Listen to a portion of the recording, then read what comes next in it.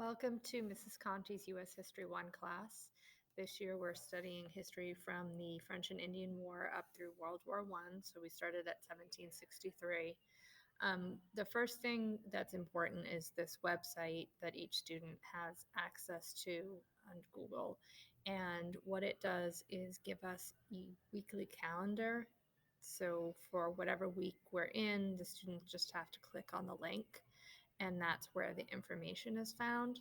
So, for example, the week of November 16th, we're going to be looking at the causes of the Civil War. And what the calendar does is give us an essential question in terms of this week, it would be how did sectional differences over slavery contribute to the Civil War?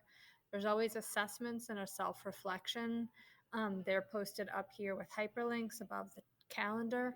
And then you have the table calendar that tells you each day the date, it tells you the objective for the day. So we usually start off with a flipped classroom model where we gather the information and then we use that to complete various activities.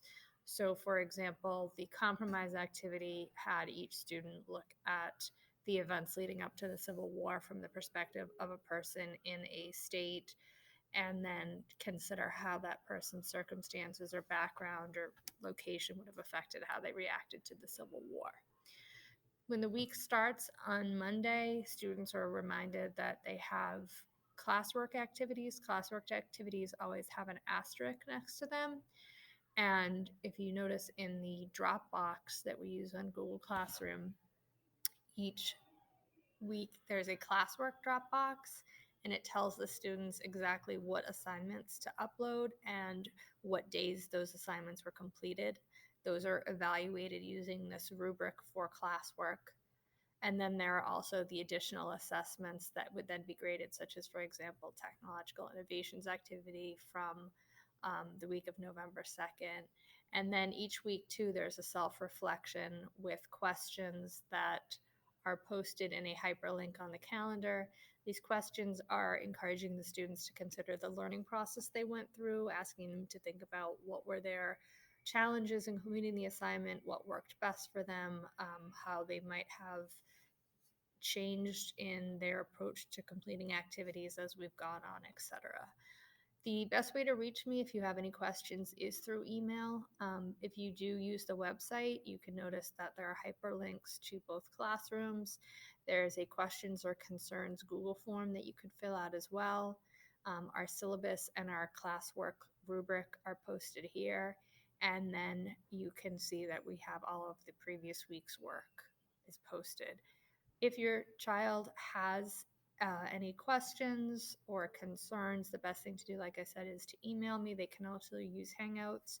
During class time, they can use the GoGuardian feature, or they can use the Meet chat during Google Meet. On a daily basis, I will run the Meet.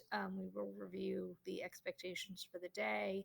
Some of the days, so for example, on Tuesday the 17th, we did the gradual release model, so that would be more of me kind of working through the activity with the class. On other aspects, students can work independently. They're also allowed to work in groups. I tell them to listen to music if that helps them to focus. But your son or daughter, whether they're in B period or D period, should get in the habit, or be in the habit of logging on to Meet daily and then staying on top of the work that they do. So if for some reason your son or daughter is at home on a day when they should be in school, then they can still log on, go to the activities that we're doing for the day, and then work on that. And as the Meet will be running, they can check with me and if they have any questions or concerns.